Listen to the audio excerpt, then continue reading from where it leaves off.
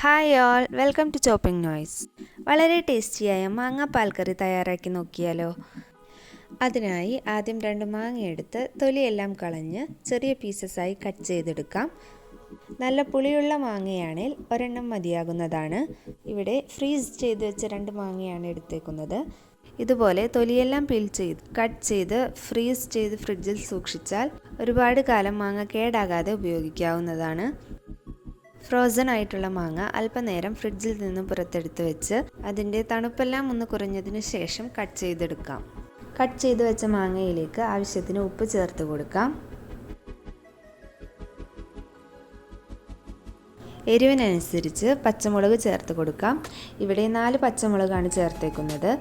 7-8 വെളുത്തുള്ളിയും ഇതുപോലെ നീളത്തിൽ എരിഞ്ഞ് ചേർത്ത് കൊടുക്കാം. അല്പം കറിവേപ്പിലയും ചേർത്ത് കൊടുത്ത് നന്നായി മിക്സ് ചെയ്തെടുത്ത് മാറ്റിവെക്കാം. ഇനി തേങ്ങാപ്പാൽ പിഴിഞ്ഞെടുക്കാം. അതിനായി ഒരു തേങ്ങ ഗ്രേറ്റ് ചെയ്തെടുത്തിട്ടുണ്ട്. അതിൽ അല്പം പോലും വെള്ളം ചേർക്കാതെ നന്നായി പിഴിഞ്ഞെടുക്കാം.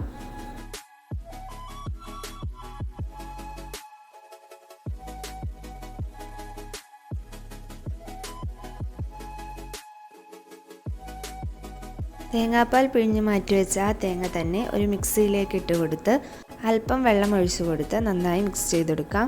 അതും നന്നായി പിഴിഞ്ഞ് അരിച്ചെടുത്ത് മാറ്റി വെച്ച ശേഷം ആ തേങ്ങ തന്നെ ഒന്നുകൂടി മിക്സിയിലിട്ട് അല്പം കൂടി വെള്ളം ഒഴിച്ച് മിക്സ് ചെയ്ത് പിഴിഞ്ഞെടുക്കാം. അങ്ങനെ 3 തവണ പാൽ പിഴിഞ്ഞ് മാറ്റിയെടുത്ത് വയ്ക്കാം.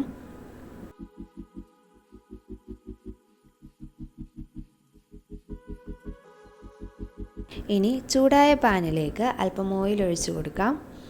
അതിലേക്ക് അല്പം കടുകിട്ട് കൊടുക്കാം.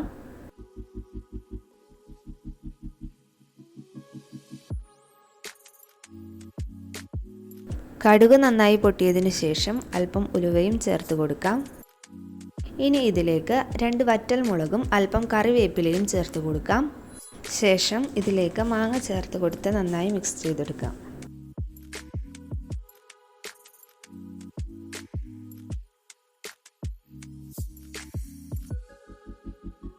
ഇനി അല്പം മല്ലിപ്പൊടിയും മുളക് പൊടിയും മഞ്ഞൾപ്പൊടിയും അല്പം വെള്ളത്തിൽ അടിച്ചെടുക്കാം.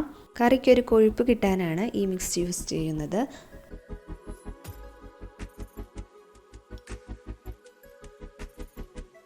ഇതാ മാങ്ങയൊന്ന് വാടി വന്നിട്ടുണ്ട്. ഇനി ഈ പൊടിയുടെ മിക്സ് ഇതിലേക്ക് ഒഴിക്കാം.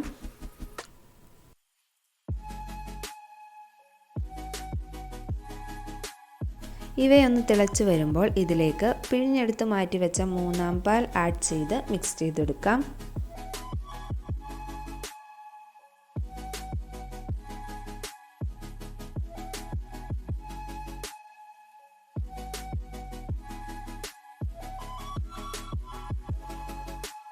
ഇടയ്ക്ക് ഉപ്പ് നോക്കി ആവശ്യത്തിന് ഉപ്പ് ആഡ് ചെയ്ത് കൊടുക്കാം.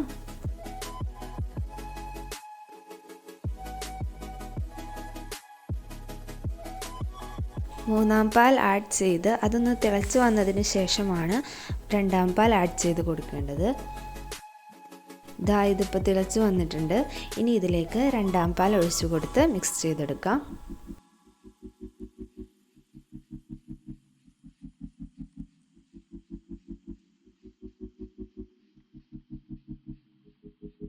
ഇതും നല്ലതുപോലെ തിളച്ച് വന്നിട്ടുണ്ട്. ഇനി ഇതിലേക്ക് 1-ാം പാൽ ആഡ് ചെയ്യാം.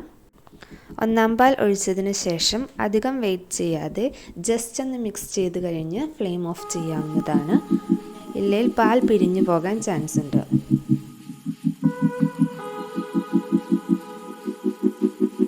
അപ്പോൾ അടിപൊളി മാങ്ങ പാൽക്കറി റെഡി ആയിട്ടുണ്ട്. സിമ്പിൾ ആൻഡ് ടേസ്റ്റി ആയിട്ടുള്ള ഈ മാങ്ങ പാൽക്കറി എല്ലാവരും ഒന്ന് ട്രൈ ചെയ്ത് നോക്കിയിട്ട് ഫീഡ്ബാക്ക്സ് കമൻസിലൂടെ അറിയിക്കണം. വീഡിയോ ഇഷ്ടപ്പെട്ടാൽ ലൈക്ക്, ഷെയർ ആൻഡ് സബ്സ്ക്രൈബ്.